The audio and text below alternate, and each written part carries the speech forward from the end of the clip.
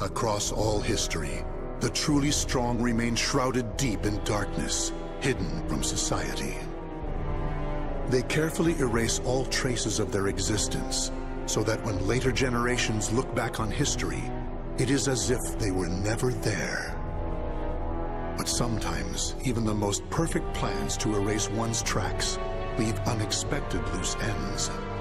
This tome was one of those loose ends, left behind in charred ruins. What secrets lie within?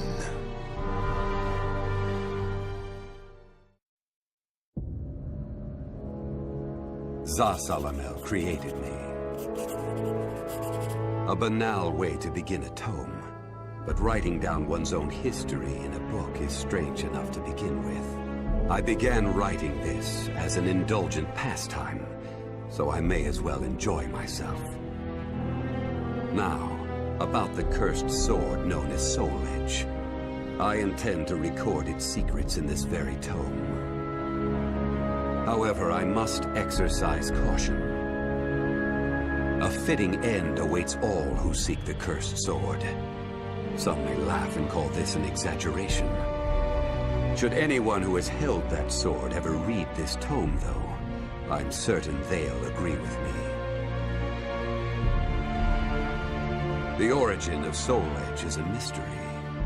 Legend says it was once an ordinary sword, void of any power. But after fighting on countless battlefields, it gathered a great deal of negative power, until a curse fell upon it. That much is true. All who took Soul Edge in their hands became slaves to the blade, murdering until they bled their last drop of blood. That is why so few know of it, despite its appearances time and time again throughout history. Until, that is, an age-long past, when there appeared a man with a mind powerful enough to resist the sword's control. He was known as the Hero King.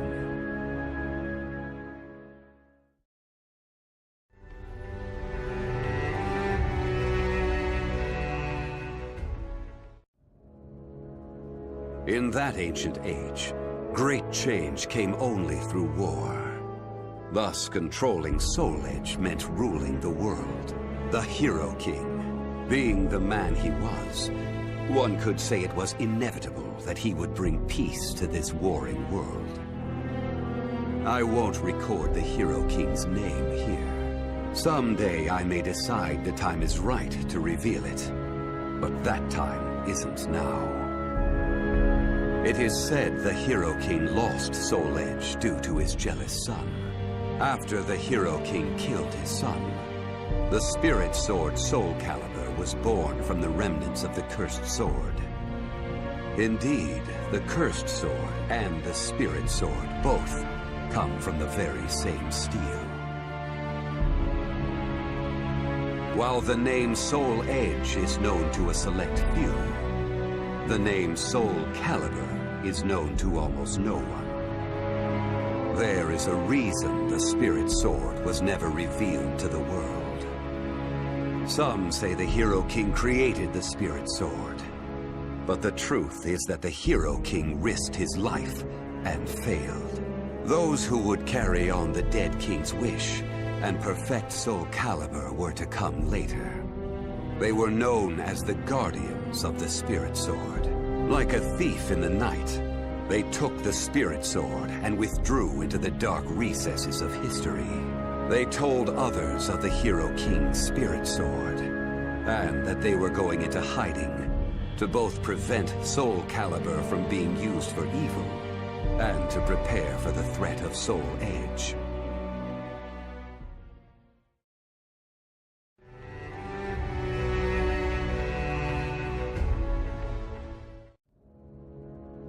The guardians of the spirit sword only entrust Soul Calibur to a select few. One recent example was a king from medieval Europe. Born in Britain, the king used the spirit sword to rule a large swath of Europe. I'm skeptical as to whether the king ever truly existed, but assuming the tales are true, He was somehow connected with the Guardians of the Spirit Sword, from whom he received the blade. Also, it would be reasonable to assume the king fought with the one who possessed the cursed sword and won. After the king's death, though, no one knows what happened to the Spirit Sword. Perhaps we should assume it eventually found its way back to the Guardians of the Spirit Sword. But it should be noted that their power had dwindled greatly by that time. At the same time, there were those who awaited the second coming of the king. On the eve of the king's passing, a loyal knight set forth to find the Spirit Sword and restore the crown.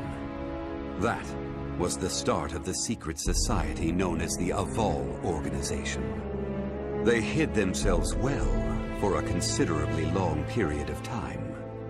Not even I learned of their inner workings until quite recently. Sworn to the late king, the Aval Organization sought the Spirit Sword and secretly assassinated all whom they deemed outsiders, those who were aligned with the Cursed Sword or did harm to humankind. A deeper look, however, reveals there was some unrest hidden below the organization's seemingly unshakable exterior.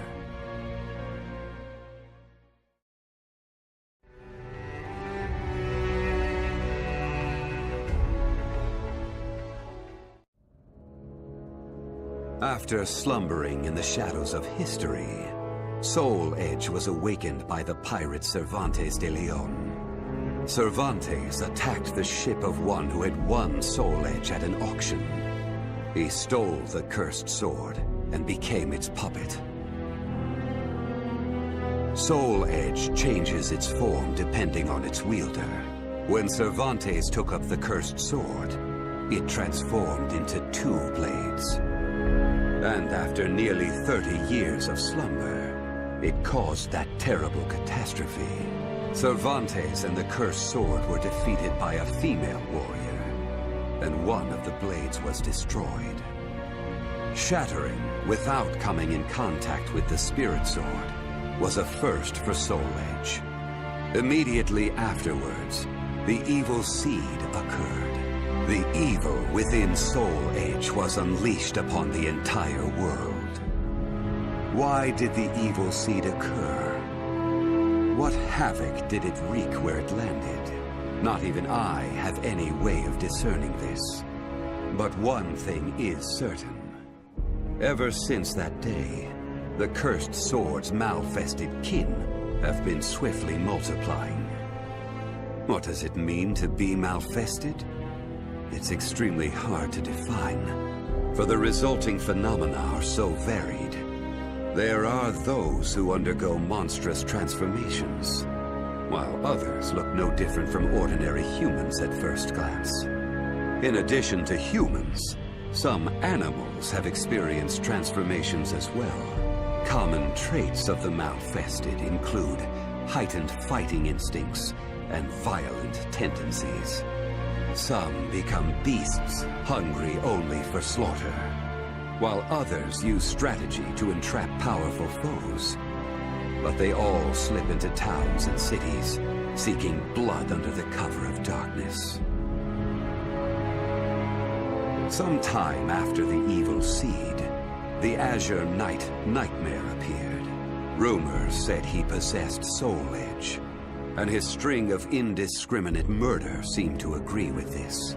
Personally, I was also interested in discovering this knight's true identity. I then received news that the Aval Organization had encountered him and were defeated. It intrigued me that there seemed to be someone in their organization deeply interested in the evil seed.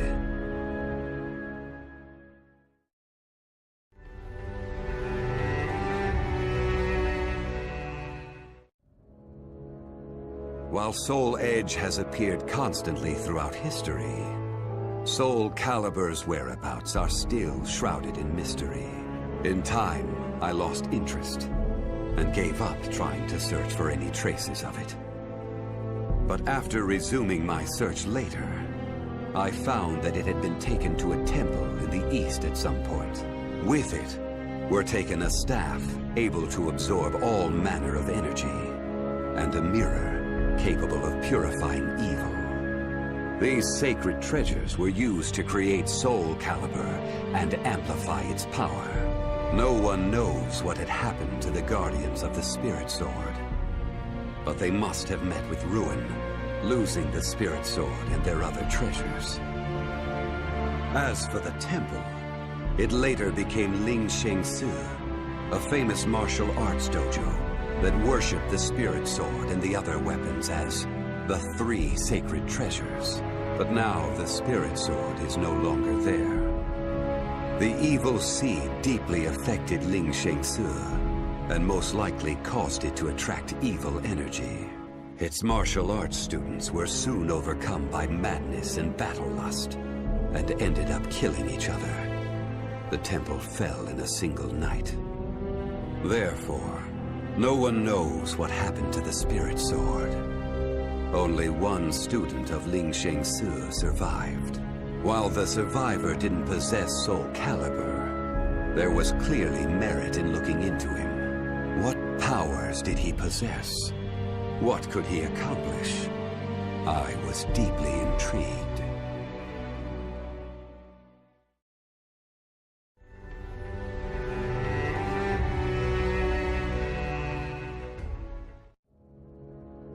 I only started writing this tome as a pastime, but in order to give it a clear perspective, I must reveal my identity. I was once one of the Guardians of the Spirit Sword.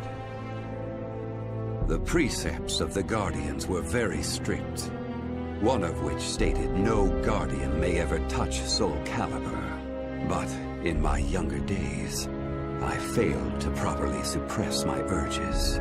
When the others discovered my designs, they broke my arms and banished me. Amid my despair, I searched for a way to survive. What I discovered was the art of reincarnation. After a long period of training, I mastered the secrets contained within this lost wisdom. I reincarnated myself over and over again, and became an entity that could transcend generations. At first, I didn't realize the price I would have to pay for eternal life. For every time I reincarnated, I experienced the pain of death. It felt like my soul was being crushed. It is hard to put such pain and suffering in words. Indeed, I hadn't managed to completely escape death. No matter what one may accomplish in life, death remains inescapable. My bodies have lain in countless graves, but my soul will never rest in peace. So it was that I came to yearn for the final eternal death I could never have. And such desire began to corrupt my everlasting life. Gradually, I began to seek out death itself.